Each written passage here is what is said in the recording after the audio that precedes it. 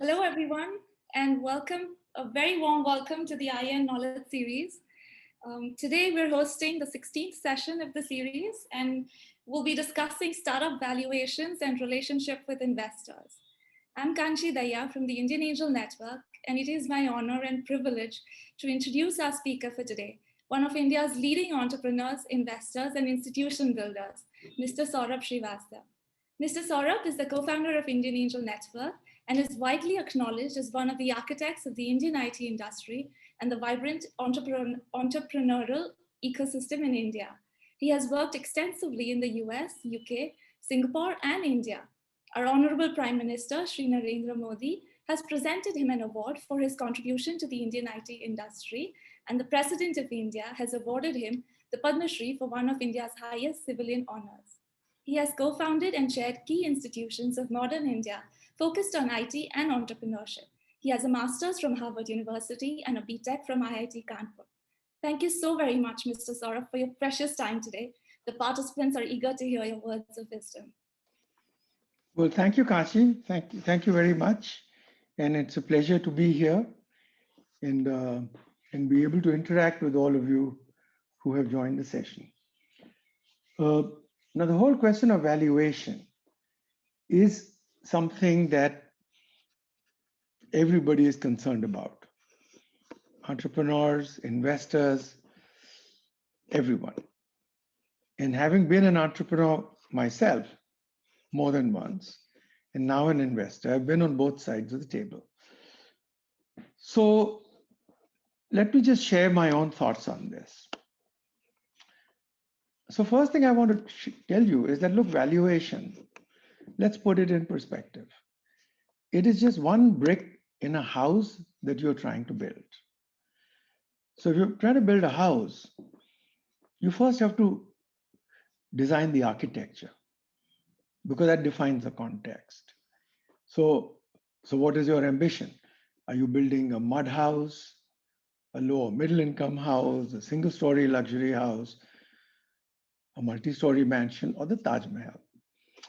Each will need different amounts of capital at different stages, is going to get valued differently, and will need very different types of investments in building the foundations, quality of the building blocks, everything.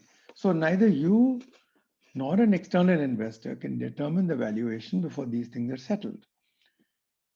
And of course, investors will also look at your track record and what is the team.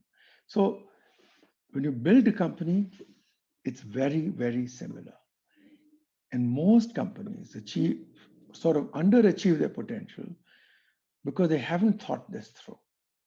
So the first thing I want to really tell you is, yes, valuation is important, but just figure out what it is that you're trying to build first. Design the architecture of your firm over the next few years. The second thing I wanted to say is, look, when you get an investor, a VC or an angel, you're not taking a loan. They will live or die with you and they're taking a risk. So you're getting a partner. Hence, it's no longer your company alone. Be very aware of that. And you will have to share information transparently, be very open to discussions. Investors don't want to run your business, either angels or VCs, but put themselves in your shoes. You do need to make them comfortable, particularly because they're not running your business and they're sitting outside of it. And also remember that both founders and investors, they are kind of sitting on opposite sides of the table only when negotiating the valuation and maybe some terms. But once the investment is made, you're on both same side of the table. You're working to build the company, and the more valuable it becomes, the better for you and also for the investors. So please avoid getting into an adversarial relationship with your investors, and they should, of course, do the same with you because you have to jointly get the next round of investment. You will want them to introduce you to the network and help you in so many other ways. And if you don't, you would not have used the full value of the investment. So it's very important who you are bringing into your tent. The alignment of views, temperament, goals, all of those are very key. And so I wanted to say the last word on this issue is that look, who the investor is at least, if not more important, than the valuation that he or she is giving the company. Uh, Let me move on to the valuation issue itself. Now, valuation is driven by many, many factors, and it's both an art and a science. So, one thing I should tell you, because I've been a founder raising money more than once, and I've been an investor several times. So, I should tell you that neither you nor the investor will ever be very happy with the valuation that results. It will always be a compromise. And the win win means that both of you think that you've lost a little. You could have got better, but that's where it is. But remember that if you end up owning at the end 10% of a company valued at 1,000 crores, it's a lot better than owning 90% of a company that's valued only at 10 crores. So I can tell you, every time I started a company, I own 100%. The maximum I ever owned at exit time was 15%. But I started companies with only a few lakhs, and they ended up doing revenues of 800 million. The second point I'd like to make is that if you raise the first round at too high a valuation and your business hasn't shown significant progress, you will end up in a down round. Now, that is bad for your investors. And it's also a big black mark on your venture. So I would say determine the architecture of your business, short term, medium term, and long term, very much like I talked about the house. Try and assess how much money you might need at what points till you turn cash positive. This will again help you build the right architecture for your company. And you should raise money as late as you can, but not so late that you miss the opportunity. The world is full of very smart people, and opportunities disappear very quickly. But one caution here, please don't mess up your cap table with too many family and friends, because that will come to bite you later. It's not very productive capital, and while you do need some to get to some point, be very careful how much equity you give away, how many people you have on the table. It's very important. So coming to valuation. So valuation will be driven by how investors perceive the architecture of your business and how they see the risks. Several issues here. So firstly, what do they think about the idea? How great do they think your idea is? How badly do they think it is needed by the market? Is it a nice to have or must have?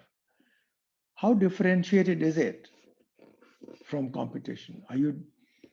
To succeed, you need to be doing something very different or something very differently from everybody else. You also want to check how big are your dreams, ambitions, passion. I asked you earlier, do you want to build a Taj Mahal? Are you building a small single-story house? They want to understand that. And then they want to understand how big can this business become. It's very important for them to know what team do you have. And having a team is very critical because it lowers the risk if there isn't only you, but a team. But they want to understand what is the caliber of this team? What have they done before? What's their track record? Are they equally passionate to do what has to be done? If you're not passionate, then a startup isn't going anywhere. Now, business plan that you do, I should tell you that it's only the entry point for these discussions. All investors know this is very easy to put together a spreadsheet. So if I put together a business plan and a spreadsheet and I say, I'm only looking to get 1% market share. And it shows that at that level, I'm creating a small company. And all I have to tweak and say, I'm looking at 2.5% market share. And suddenly I look wildly excellent. Everybody knows you can do all this. So they don't actually go by the business plan, but they do want to understand the logic on how you have put it together. They want to get an understanding of the quality of your thinking, comprehensiveness of your thinking. And that's the idea that business plans do. Investors will always discount what you have put in a business plan. And again, if you're looking at valuations, a business which has very high growth rates and has a clear and reasonably early path to profitability will always get valued a lot higher than one that doesn't exhibit these characteristics. So you even look at public markets.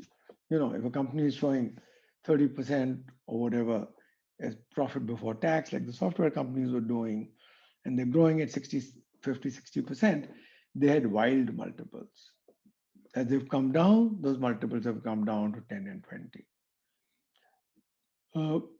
The other point I'd like to make is, when you're looking at valuations, put yourself in the investor's shoes.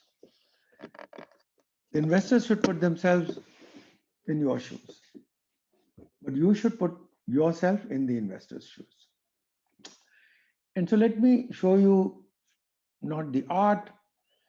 We'll talk about the art later, and I'm sure we'll do it in conversations, but put yourself in the investor's shoes. This is how it works. Let's say I have a 100 crore fund, VC fund. Now, 20% of that will go away in fees and expenses. Therefore, I'll only get to invest 80%. So I'll invest only 80 crores, which means to start with, I will have to give at least a 1.25x. My investments must return 1.25x for me to return the 100 crore capital to the investors. Now let's again assume a typical VC fund. Let's say it does 10 investments of 8 crores each. Now the maths and the statistics tell you that half of the investments in a VC fund fail. They become zero. So what does that mean?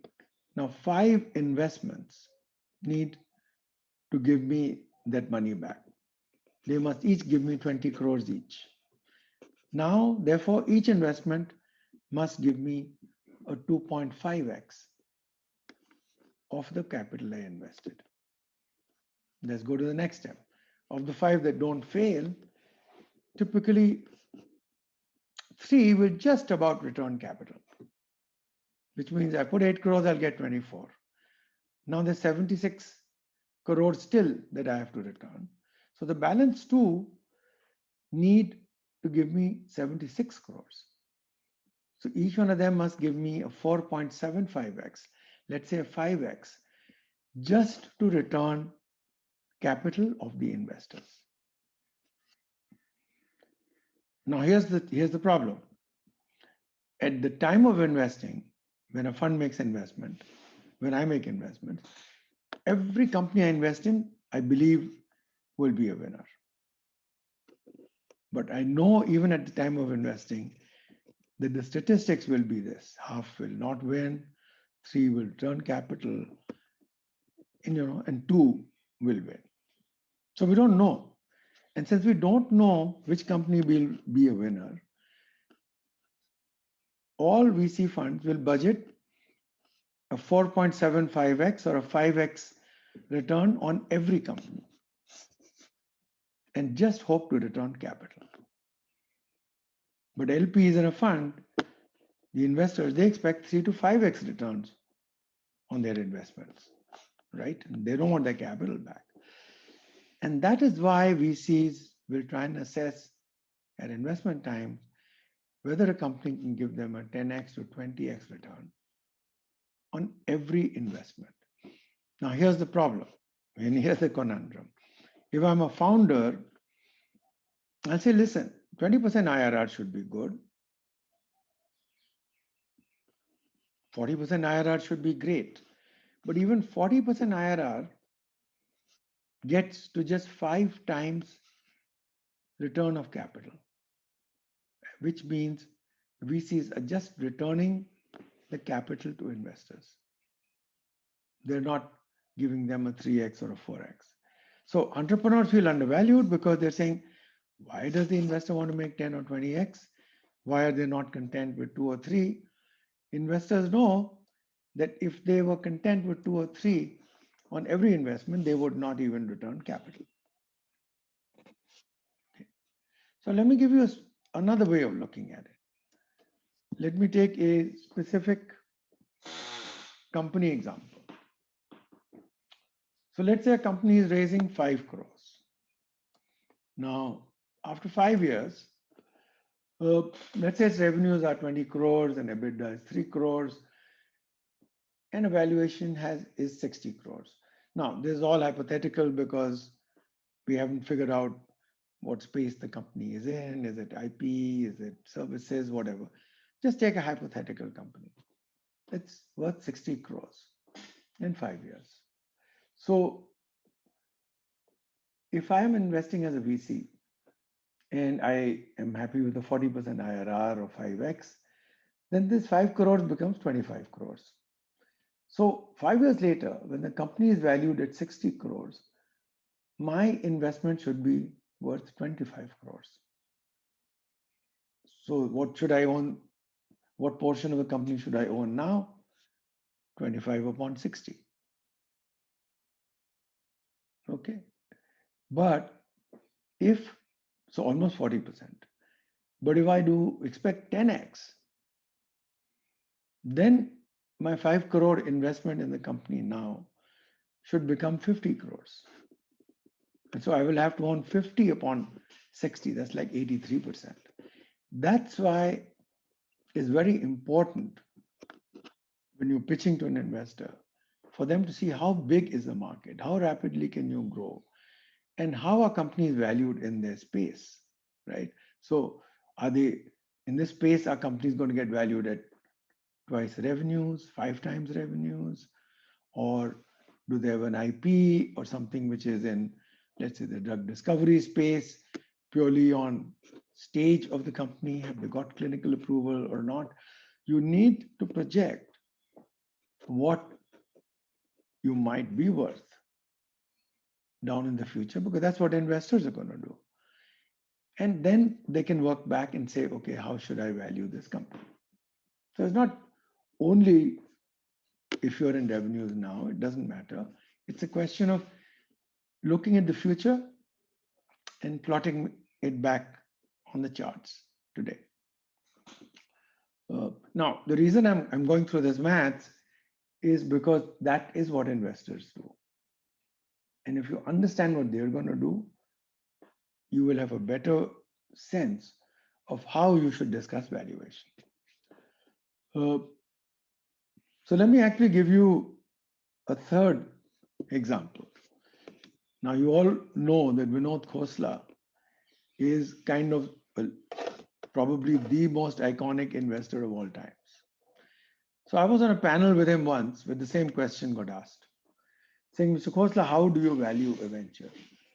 Isn't it very complicated? And he said, no, it's very simple for me. Here's what I do. I just look at the company and the space it's in, and I do a lot of studying about it. And I figure out, do I want to be in this space? Is it interesting for me? Right? And then I look at it and I say, listen, it's a big risk. How much of the company should I own for it to be interesting for me to spend time? So I decide the percentage I should own. Then I look at the company's business plan and the founder. I judge the quality of the founder. We figure out how much money the company needs. So he says, look, We fixed one element. Okay, I like this space. I want to invest. B, we fixed I must own X percent, let's say 30%. And C, the money the company needs is the money it needs. That's also fixed. So once I fix my equity percentage and the money the company needs to raise, the valuation is decided. Uh, Now, there can be some minor differences, but if I'm working with a founder who's just too focused on optimizing, I just move on to the next venture. So that's kind of what I do. So what I thought I'll do is, instead of just continuing to talk, is leave you with some of these thoughts and take questions. I mean, I know a lot of questions that people ask. So if you don't ask me those questions, I'll pick them up. But first, I can pick up those questions. And Kanchi, if any people have sent you questions beforehand, we can talk about that as well. Sure. Thank you so very much, Mr. Saurabh. We do have a few that have come in, and I will start with those. But to the other participants on the call, if you do have any questions, I'll request you to leave them via the Q&A tab at the bottom of the screen. So yeah, I mean, if we had to pick the questions, there's one that's come on pre-revenue companies. So a lot of founders are asking, how do you go ahead and value companies that are pre-revenue companies? And also, if I could club that with another question in terms of how do you value IP? Because Okay, so let's pick them up together, because typically IP companies will also be pre-revenue at the early stage. So uh, companies like this are valued on what they could become. Now that is in your head, one picture, and there's another picture in the investor's head. How compellingly you can align that will determine whether you get the valuation that you want. For instance, particularly at this stage, beauty is in the eyes of the beholder. Okay, uh, IP by itself isn't worth anything. I mean, our CSIR, our Council for Scientific Industrial Research, has zillions of IPs. They're not resulting in any value, in any revenues. So IP is only relevant if it can create revenues, if it can create profits.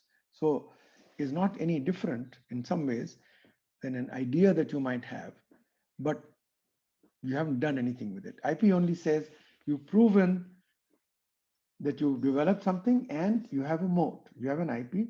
So you have some time before anyone can catch up with you. So IP becomes important from that viewpoint. But typically, when investors are valuing that, they will look at your idea. They'll try to imagine along with you, what can this become, right? I mean, take an investment we've made in a company that's doing bioengineered cornea, Oliver. Now, they have an IP, they have zero revenues. They haven't had they've had zero revenues for 2 years. They're going to have zero revenues for the next year or two. How do I value it, right? So I have to look at the size. How big is the market? And at what stage are these guys? They've done some IP, okay. Uh, have they got to clinical trials? No. So there's a lower term, because when I look at the market and I look at companies that are getting acquired by big pharma in these kind of spaces, I'm saying, what do they pay if a company's got clinical trial?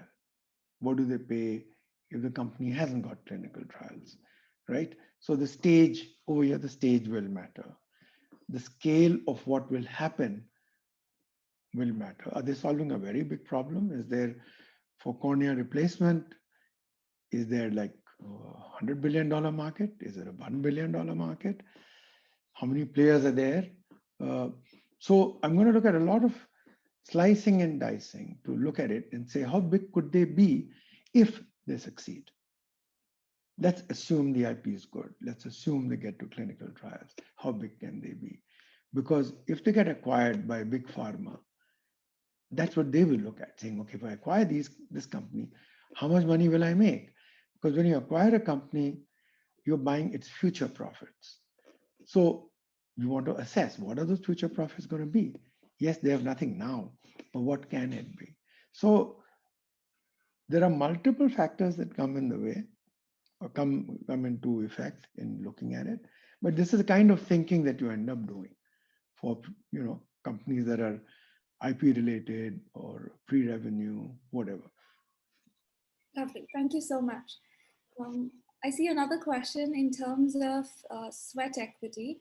So, how do you value sweat equity where the directors are hands on and work very hard as managers for, say, a couple of years? Now, this is less of a science, it's an art. Okay. Because there's no standard maths. I mean, you can get advisors, mentors, directors on your board, uh, and you can give them equity which may range from, you know, uh, 0.1, 0.2% to 5%, right? But it depends on what they're doing. Are they working full time with you? Are they giving you a major contribution? Or are they just advising you in a broad sense? Have they ended up from their network getting you a very large number of deals? Have they enabled your tech development to be where it is? Have they made your product design happen? So you have to take a look and say how big a contribution have they made? That's one. And the second is, are they going to continue making that contribution? So if it's a one-time contribution for something, that's fine. Give them a small piece of equity. But if they're going to be with you for the longer term, then you might want to look at a slightly different model for giving them equity. Completely depends on how much value they're bringing.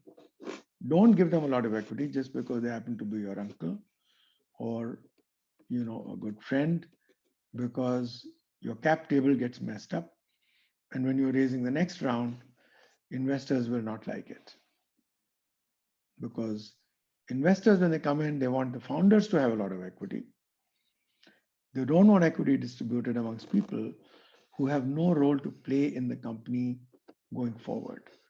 So if all of your uncles and aunts own 20% of the company, it's a bad scene for when you're raising capital.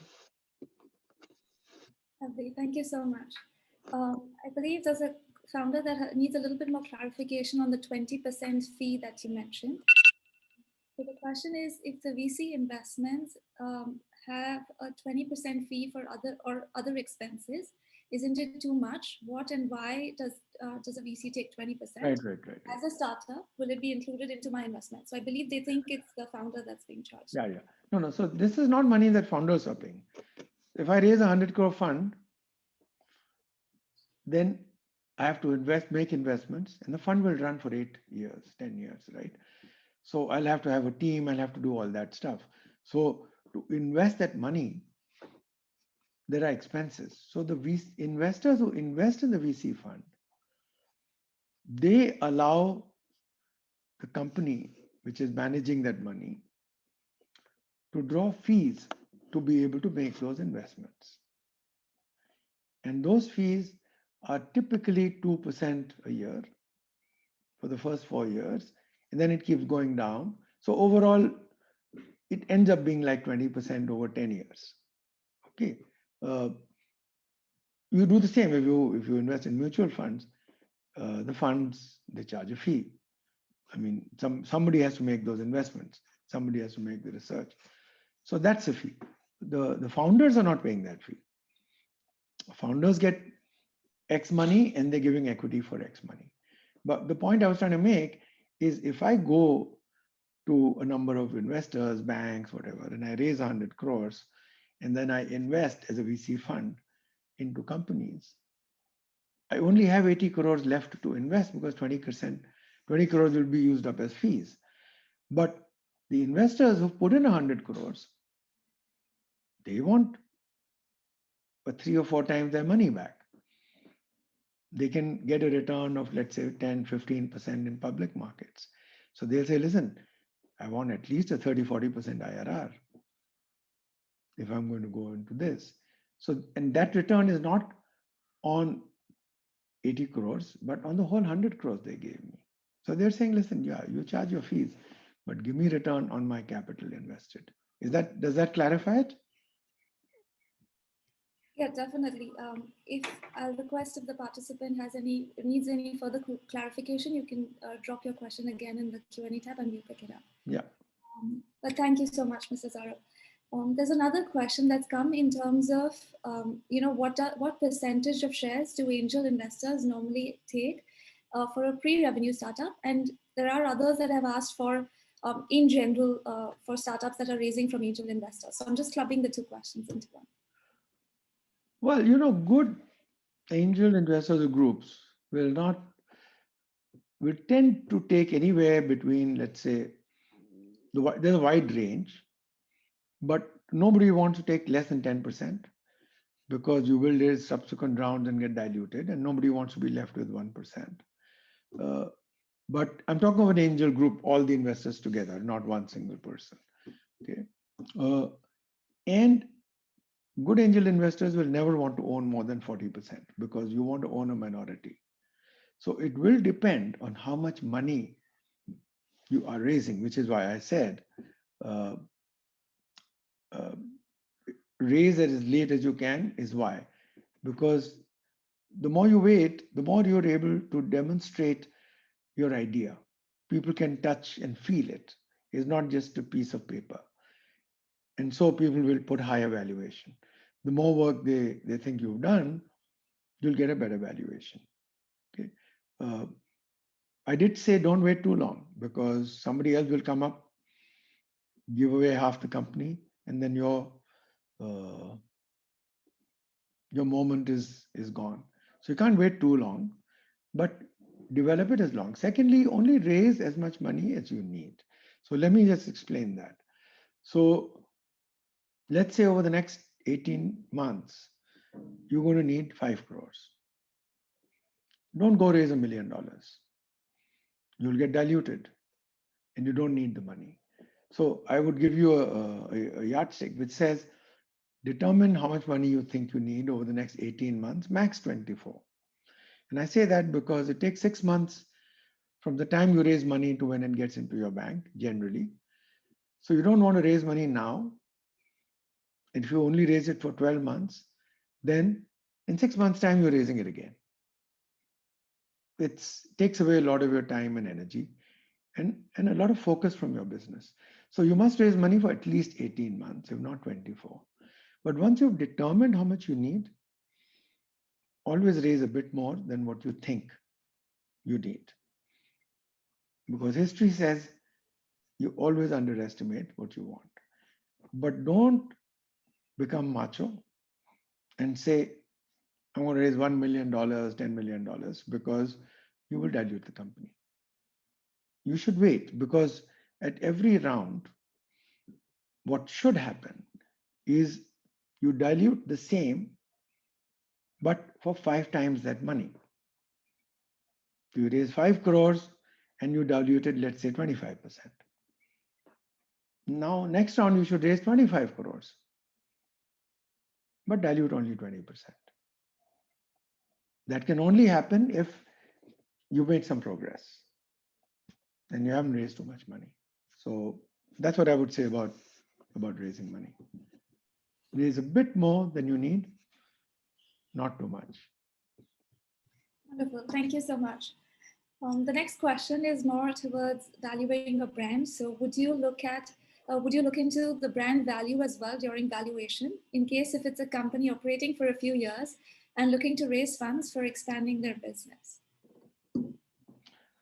Yeah, a brand is always has a value, but eventually the value of a brand is in the revenues and profits. It's like an IP. By itself, it has no meaning. It has to generate revenues and profits. So if you have a great brand, I want to see it in your financials. If your financials are terrible, if you're not making the money, if you're not If your revenues have been growing by 10 or 20% and you're still not profitable, you've been operating for 6 or 8 years, what is your brand worth? But on the other hand, if the brand experience is great, and a brand is built not on advertising dollars, but on experience. So if your brand has great experience, has a lot of traction in the market, of course it's valuable. But eventually remember, nobody is putting money in your company for your brand. They're putting in money because they expect you to make revenues and profits. And you have a good brand means you know what you're doing, your product is well placed, people like what you're doing. So it's a question of what is the cause and what's the effect. Thank you. The next question is more in terms of negotiation. So they wanted to know what are the key points or factors an entrepreneur should keep in mind while getting on the negotiation discussion with an investor. Yeah. So remember some of the things I said earlier. Firstly, realize that you aren't going to get the valuation you want. Every time I've raised money for any of my startups, I have felt cheated. I've said, these guys don't know how to value my company. I know what it's worth, right? Now I'm sitting on the other side. So I know exactly how it feels. And that's why I gave you the maths. So go through that maths, try and understand where an investor is coming from. So when you're sitting and negotiating, be realistic. Uh, just by showing a great spreadsheet with a hockey stick is not interesting. Nobody falls for it. If I'm an investor, you need to convince me why it will work. Anyone can do a spreadsheet, right? So everybody can get their executive assistant to do a spreadsheet. But you need to explain to me in real terms, why will this work? Are you that good? Is the market that big? Give me some examples, give me some reference points. I mean, it's as a founder, I have to convince the investor that what I'm saying will happen. So I need to find as much as I can on evidence, on what's happening in the market elsewhere, have companies in this space gone public, whatever. So when you sit down for valuation, yes, you will have an idea in your mind, but be open to that discussion. Secondly, I would say if you feel that beyond a certain point you're not interested, walk away. But like I was saying, be very clear who you're having this discussion with. Okay. Because you can have investors who are just writing a check. You should always negotiate a higher valuation with them. There'll be investors who will have phenomenal impact on growing your business, on advice, on helping you. Now, they will value that. And so they will give you a lower valuation. You need to make that judgment call. Do I take it? Do I go in for a lower valuation with somebody who will add a lot to the business? Higher valuation for somebody who won't? And what is that particular trade-off? Uh, and the other thing is, if you're raising a first round seed or angel round, and there's an angel investor group who says he wants to own 50 or 60%, you should walk away because clearly they don't understand what seed or angel investing is about. Because see, at the end of the day, let's say take me, I must have like 100 different investments in the last several years. If I wanted to run a company, I would create one. But I'm an angel investor. I don't want to run these companies. I'm betting on the founders. And if the founders don't have enough skin in the game, they won't work like founders. Now, that's not in my interests. I won't make any money unless the founders make money. So go to investors whose mindset is sensible. And the second thing, like I said, is be very clear that there's an alignment of goals between you and your investors. You both agree with the same plan. You both agree with the same dream. They're not going to come in and ask you to change everything next day. So when you discuss valuation, keep all of these in mind, because at the end of the day, uh, whether you valued your company at 50 crores or 60 crores, I mean, do the maths again. Let's say it's 100 crores and I am putting in 5 crores. So if you valued at 95 crores and I'm putting in 5 crores, I get 5%. You have 95%. Let's say I value it at 80 crores and I put 5%. So let me just do the maths here and tell you.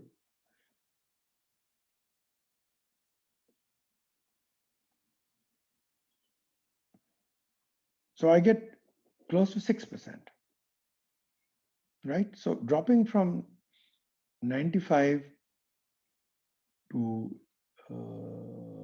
80, I got 6%. So I got 20% more equity in the company. And what happened to you? You owned 95% earlier and you own 80 now.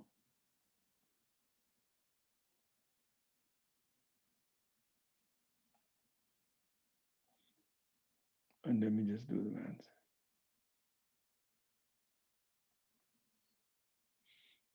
Yeah. So the difference to you is not even 1%, 0.8. So I think in some ways, do the maths and figure out where that valuation should actually be. Thank you, Mr. Saurabh. The next question's on finance. Sorry, I didn't get that right. Let me just redo that. See, if I value at 95, I own 5, you own 95. And if I value it at 80, then I own 6% and you own 94%. Okay. And look at what it did. My holding as an investor went up by 20%. But your holding went from 95 to 94. That's 1 divided by 95. That's like 1%, right? So the investor is much more sensitive to a little bit of tweak on the valuation. You are less so. So do that maths as well. Sorry, Kanchi, you were saying something else. Yeah, so the question was on financing options. And I'll club it again with another question that's come on financing as well. So um, the question is for early stage startups raising money from friends, family. Do you recommend Safe Notes, CCPS as an instrument? How do you suggest the startup handle multiple such investors in the cap table? So there are different questions. When you're raising for friends and family, yes, you can raise. I mean, SAFE is just one rendition of CCPS. Okay, it's just something that Y Combinator did. I mean, they just took some elements of it and put it in what they call a safe note. It's basically the same thing. I invest now to convert future on some agreed methodology. That agreed methodology can be 20% discount to the next round. It can be 30% discount. It can be, look, till you convert, I'll charge 5% interest. No, in safe note you won't, but I'm saying in a CCPS also you can have the same thing. People don't have to charge you for it. So it's saying I'll convert at an agreed future event on terms that we decide now. So it's probably a good idea when you're doing family friends, because neither your family or friends nor you have any idea what it's worth. So it's probably better to do that. But if you get too many people on your cap table, incoming investors are not very happy with it. And so many of them would like to buy out and clean up, as we say, clean up the cap table. Because let's say you've given up 1/3 of the company to family friends who've given you a crore collectively. Now you come to me and you're raising 10 or 20 crores. And they own 1/3 of the company.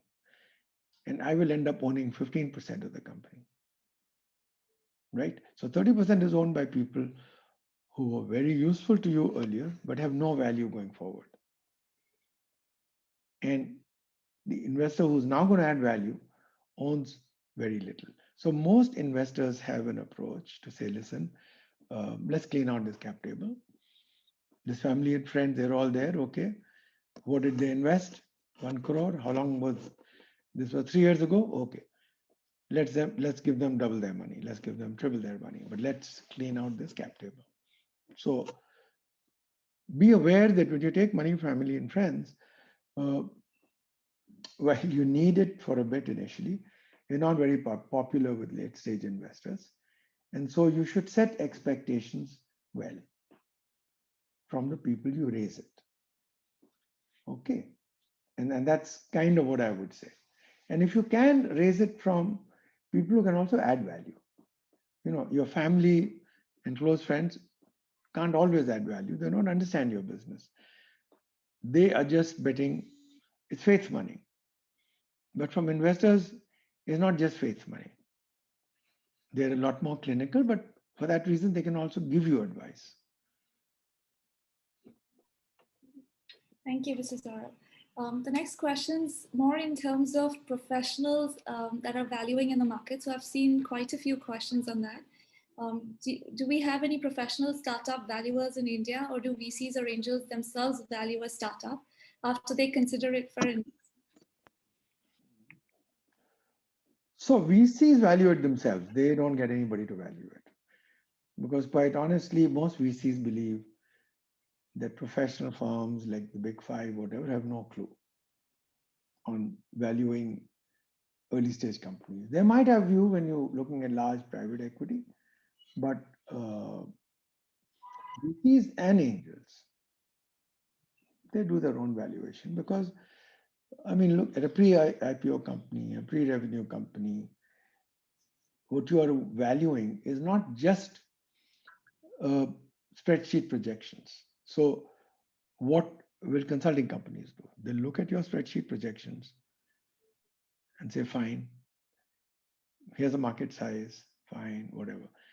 But a VC or an angel or whatever will look at you in the eye.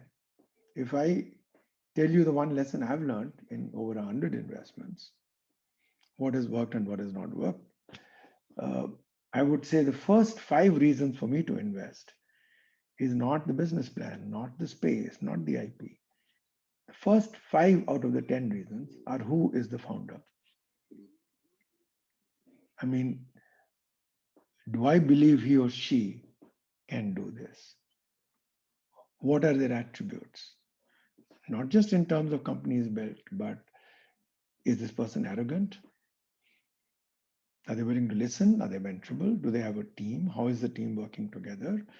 Because when I look back at all the investments I've done, the ones that probably had the best IP and the best technology gave me 0. The ones where the team was great and the people were great, I got the best returns. I'll give you an example. Many of you would have heard of Avendus, right? So when I wrote the first check of $400,000 to Avendus in 1999, 2000, right? There were just 4 guys who came out of ICICI. They just had a sheet of paper. For 2 days at a NASCOM event in Bangalore, they chased me around. They wouldn't let me go. And finally, I did sit down with them and we had a long, long chat. And I really liked those guys. They were passionate. They knew what they were doing. And we said, okay, here's $400,000. But they made a mistake on the business model. What they were going to do in 1999, their company was called coolstartups.com. What they wanted to be is Guy Kawasaki's garage.com. It was not a good model. India had hardly any internet penetration. So they made a mistake. Guess what? We made a mistake. We were stupid as well. We also got excited by the internet, right? We weren't that smart. I was successful as a serial entrepreneur. I hadn't done a VC fund before. There's a big difference between being a captain and a coach. So we said, okay, we bet on them. Guess what? This business didn't work. And so finally we sat down after I think a year and a half, 2 years, and they had $10,000 left. And we said, what should we do? We can shut the business down. We can raise a bit more money and see what we should do. The other co-investors basically said, forget it. This isn't going anywhere. We sat with them and we said, look, what is our strength? What value can we add? All of the investors in my fund, Infinity, were people from the IT industry. And we said, okay, here's what you do. Forget Guy Kawasaki. Become a brick and mortar investment bank, but only on tech. And we will get you assignments with all the IT companies. That's what we did. We got them every single assignment. Even as late as a few years ago, I got a vendors into the sale of Satyam computers. There were only two investment bankers, Goldman Sachs and a vendors. So we helped them and they became successful. It was one of our successful investments. They must be worth hundreds of millions of dollars today. KKR has made an acquisition, but they were smart founders. It was a great team. They were passionate, they were willing to pivot, they were willing to go with the flow. Uh, Take another, which is an even bigger play, which is India Bulls. Now we owned 21% of India Bulls. I put in $2 million and I owned 21%. By I mean my fund. We owned 21%. And these guys had a different model. They wanted to be Charles Schwab of India, trading on the internet. Didn't work. What did they do? We again sat down. We pivoted, changed the model. They'd spent a lot of technology. So what they did is to use it to create a risk engine better than anybody else. And look at where they're now, right? So, and the best company that we thought we had invested in had the best IP, the best tech. Uh, they had the full Bluetooth stack in 1999, 2000, better than anybody in the US. And we said, this company will return the whole fund. This is our 100x company. It gave us zero. And it gave us zero because the founders, the team, they didn't get along. They had no sales strength. They would refuse to hire a salesperson. When we pushed, they wouldn't get that sales had any autonomy. Eventually, they died. So when investors value a company versus an Ernst & Young valuing a company, there is this difference, which Ernst & Young will not do. And that's why investors, me or VCs, anybody, have honestly no real value for, valuations done by somebody else. Does that answer it straight enough? Yeah, absolutely. Thank you. The next question is, they need a little bit more clarification because you mentioned that startups should take funding at the opportune time, otherwise you miss the bus. So what is the metric that will help decide when a startup should take funding for the first time if bootstrapped initially? So I would say as soon as you believe that somebody external can touch and feel your idea, you should raise money. So if let's say you come to me to raise money, and you tell me this is what I'm doing, I need to be able to understand it. You need to be able to express it very simply. B, I need to see some evidence that this works. I mean, I can, for example, I can have an idea and say, listen, and somebody has come and pitched to us on like that and said, listen, I've got this device, you put it in your room and it emits rays so that the COVID virus cannot get to you. It's COVID safe, right? That's great. I mean, why would anybody not want it? Correct. But my question would be, so how do I know? Can you prove it to me? Scientifically, can we go to some scientist? Can we go to a lab? Now, this is an extreme idea. I'm saying whatever it is, uh, you should raise money as soon as, how should I put it? There's a lot of work you do. It's beneath the surface of the ocean, right? Uh, and nobody can see what's happening there. As soon as there's a little tip and I can see what it is, I'll be okay to invest in it. Now, don't wait till the whole iceberg comes on top. By then, everybody else in that space would have got funded. It'll be too late for you. So don't wait too long, is what I was saying. But don't go with a piece of paper to raise an idea if you can't demonstrate in some way why you will succeed. So when we wrote vendors a check, their asset was those 4 people. They said, look, we understand this business. We've been doing this for a long time. Here's how we'll do it differently. Here's what we'll do. Now, they hadn't done anything, but their track record gave them some substance. And of course, in 1999, you didn't have 60,000 startups, right? So today they would find it much harder to raise funding with just a piece of paper. Thank you. Thank you so very much. The next question is on ESOP pools. So can you please shed some light on ESOP pools? When should it be set up and what are the guiding principles for creating the pool? So you should set up the ESOP pool very early, because when you set it up early, then the stock is priced low. Because when you're giving out ESOPs, you want to give it out at a lower price. So generally, it's a good idea to set it up early. If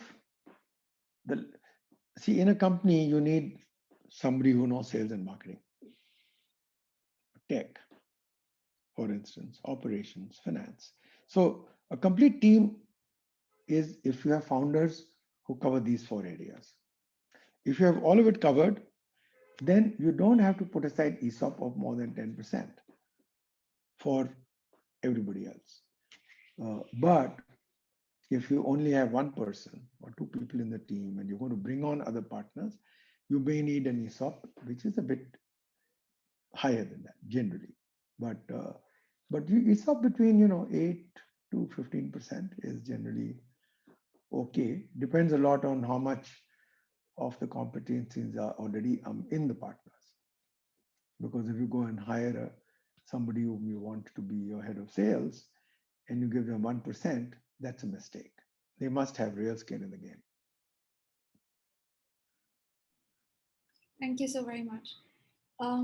A similar question along the lines, but more from the promoter's side. If the promoter expects performance-based stake down the line for motivation, how do the investors take it? And if the investors want to give performance-based stake, how will it be valued? No, this is not uncommon. Not uncommon. I mean, you can have an investment, and let's say you go to an investor and say, listen, here's what I'll do, and I think the company is worth X. And the investor will say, no, I don't think so. I think you'll only do half. And so the company is worth Y. And you can say to the investor, listen, okay, so I'll go with your valuation today. But listen, if I still end up doing what I told you I would do, then I would expect there to be a ratcheting up. I would expect to be given back more equity. That's not uncommon. And that's quite okay. It's not a problem. So most good investors will be happy to do it, because if you're achieving a performance, the value of their stake is going up. They can share that. And we have done it. We've done it even in IN, we have done it more than once. Lovely, thank you so much. The next question's more towards, you've covered most of them actually. So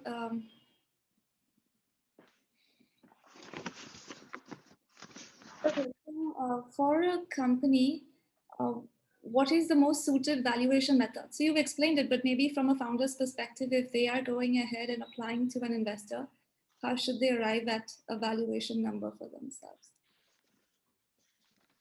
Yeah, it's like I said,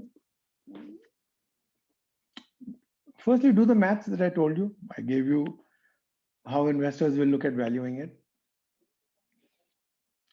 Put yourself through the same system and say, if you give investors this number, whatever, how would they value it? Of course, everybody will look at a different level of discounting for risk, and that risk is more in terms of your background, is your team complete, all of those things, right? The I'm trying to think what else you would do. You could look at market comparables as well. If similar deals have happened in the market, then you can actually go and use those as a kind of a guide. But if you're giving a deal that's happened with a company that's much bigger than yours, then again, the investors will discount it a little bit because you're smaller and the risk is higher. But I think I would look at doing that in general. I mean, if in many countries it almost becomes a norm. Like you go to Israel, for instance, typically every startup will say, I'm raising $1 million and I'll give you 25%. So India is not yet settled like that. Okay, thank you. All right, so the next question is post-investment. If a company pivots in the same industry and market, how is the valuation calculated then? I think it's... I'm trying to understand. Pivots are fine if your current model is not working. You should pivot. I gave you 2 examples of it, Avendas and India Bulls. They both pivoted. They did very well. Their valuation will then be based on the success they get in the next thing that they're doing. Okay, so you can go. So then if you pivoted, you're doing something different. You can't be raising money on what you did last year, but are no longer doing that. Then it's on what you're doing now. So that's okay. People understand that pivoting is a good idea. It actually demonstrates adaptability. So it's a plus point. It's not a negative point at all. Okay, thank you. We're running out of time, but maybe we could just take one last question.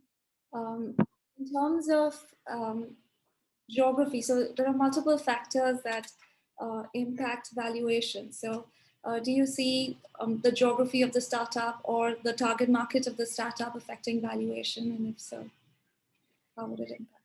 Yes, it does. It's a mixed bag.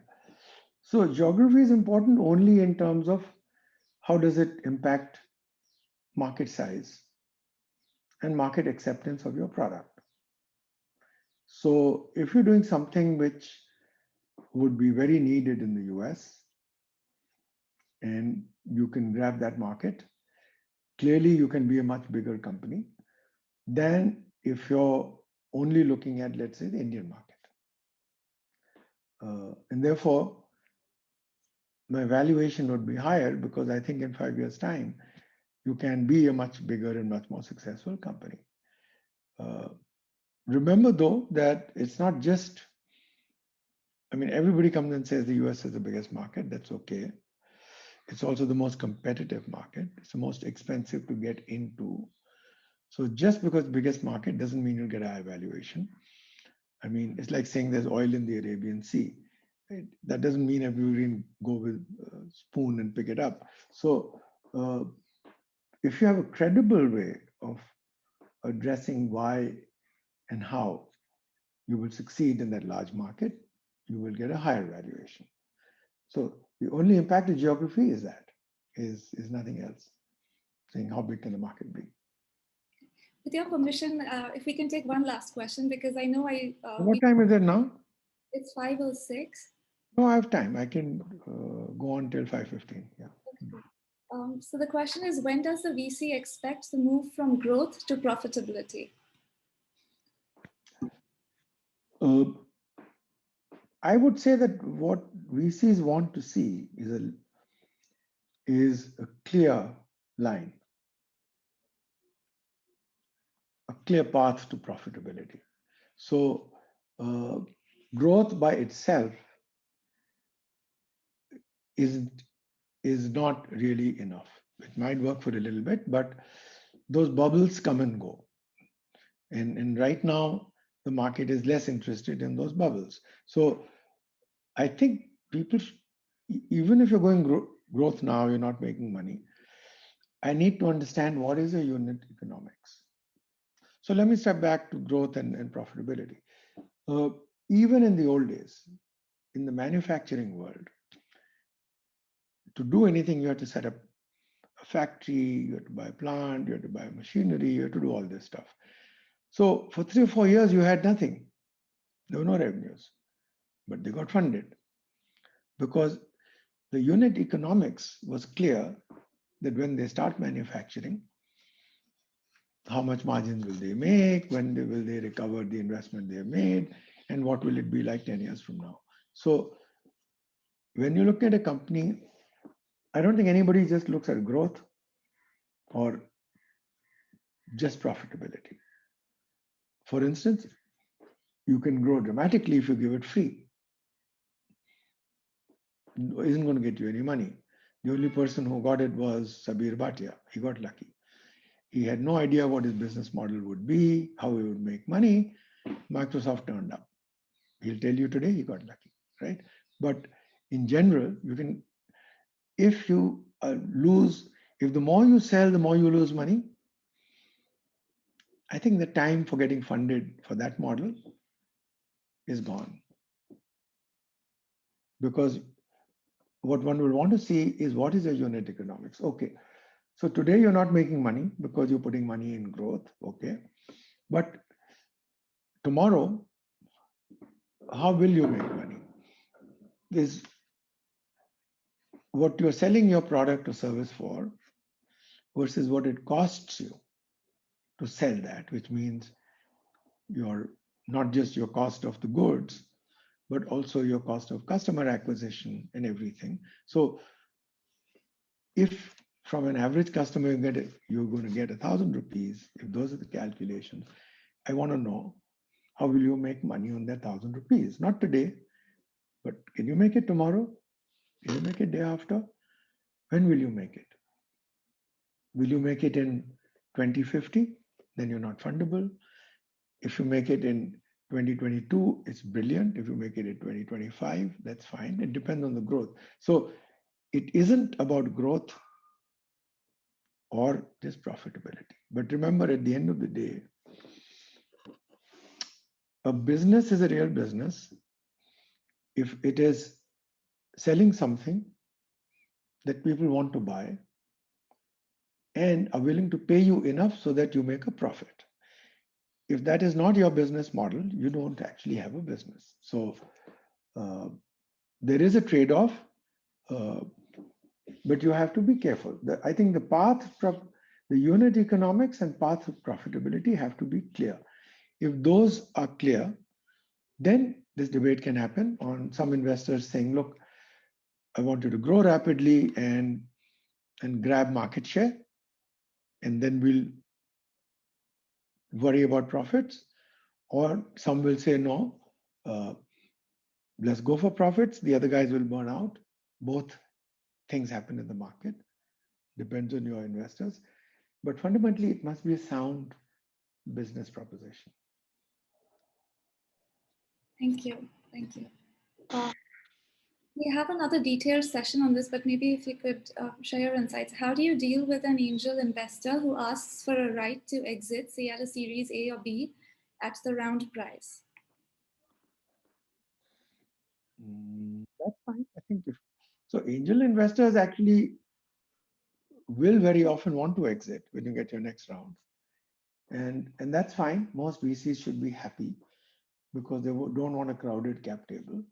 And angel investors typically will exit one company, go put money in another startup. So I think you should have no issues with that. Uh, but typically, most incoming investors If they're putting in money at a valuation of 50 crores, they will not buy out your existing investors at a valuation of 50 crores. They will offer a discounted price for buying out existing investors, 20%, 10%, 50%. It varies, but they will generally not buy out an angel investor at the round price. It happens, but a discount is more common Thank you. because they want to put most of their money in growing the company, less in buying out existing shareholders. All right. The next question is, how big does competition play a role in valuation, and specifically competition that has raised multiple rounds, and this is your first round? So there are two parts to it. One is sometimes I'll get a founder pitching to me and saying, when I say, what's competition doing? Who's your competition? And they say, there's no competition, nobody else in this space. Now, let me say this. That's not a very good statement to hear because the world is full of very smart people. And if you're doing something that nobody else has even thought about doing, then I wonder and say, is this worth doing? I mean, why isn't anybody else looking at it? Because there should be some people in some form or substance. If there is a real need, somebody should be doing something, not exactly how you're doing it. Now, it's possible they're not. After all, look at Google, look at Skype. It's possible. It's a very rare chance. So, in general, by saying there's no competition, you don't make it easier. When you say there is competition, that's fine. Maybe they did get funded. Then I'm going to look at, say, okay, how large is this market? Is there room for only one player? Or can two or three survive? So there's one question that I'll look and answer for. Second, I'm saying, okay, you have other players. How well have they done? What are their weaknesses? And what you're doing, is it a me too? Or are you doing something differently? Are you doing something that will be more efficient? Is your capital usage far better than somebody else? So you need to convince me that yes, these two players exist, they've got funded, doesn't matter. I can do more for less. I don't need that kind of money. I have a different model. And so you can be in the space, you'll get funded, but you'll have to demonstrate why you will succeed, even with those two people around. If you convince me, then it's fine. And remember one thing also, that a lot of founders believe that they're going to get into a space and they will win by killing everybody else in that space. You're setting yourself a tough goal. If the only way you'll succeed is by killing everybody else, you'll face a lot of resistance. On the other hand, if your business model is such that if you succeed, a lot of other players will also succeed, then a lot of people have vested interest in your success and you're more likely to win. For instance, it's often possible that people whom you see as your competitors may be your channel to market if you choose that model. So always look at the ecosystem. What business model will reduce the odds of your failure? What business model will allow you to do more for less? And let me remind you that the best companies have raised very little money. Today, InfoEdge, valued at $10 billion, only raised 7 crores in its lifetime. And it didn't even use 7 crores, right? But they did one smart thing. They didn't need the money. And yet, when Kleiner Perkins came knocking, they took a bit of money from them because it immediately increased their IPO price. That's what I meant earlier when I was saying, think of who you're taking money from.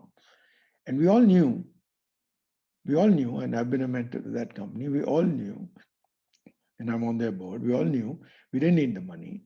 We knew they were getting it cheap. We knew we would IPO at a much higher price. That was a trade-off. So in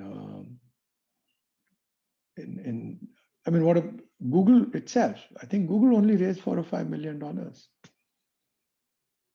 So how much money you raise is not necessarily any determinant of your success. It's how you use the money that determines what you're going to do with it.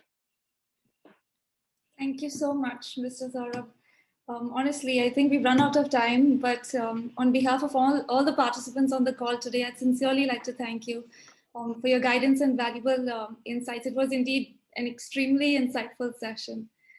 So thank you so very much once again. Not at all. It was a pleasure. And I think what you should do is, you've got a lot of people who send questions. They should mail it to you. Oh. And maybe what we can do is put it in some kind of buckets. And in some ways, maybe you can find a way to get it across to them. We'll do that. Right? Yeah. So I'll leave my email ID in the chat box. If y'all are, of course, if y'all have any of these questions, please feel free to email it to me. And like Mr. Saurabh suggested, we'll come back to you with a document or some responses that are consolidated. I hope you'll have received it. Of course, if you're all looking to raise capital as well, just feel free to send your deck to me and we'll be more than happy to take the conversation forward. To all our participants as well, we have another session coming up. As you know, this is a series that we're hosting on Fridays. So the next session is the 17th session, which is on term sheets, where we'll be discussing the key clauses of a term sheet, and share some insights on the various rights sought by investors. And of course, what are the practical tips for negotiating founders' rights? So the session is scheduled for Friday, 5th February at 4 p.m. If you'd like to register for the session, I'm just going to share the registration link again via the chat box. I'll request you to register, and we will also be sharing the link on our social media handles. So you can surely take it from there as well at a later time if you'd like. So that brings us to the close of this session. Thank you so very much for joining us today. Have a great weekend and see you on the 5th of February.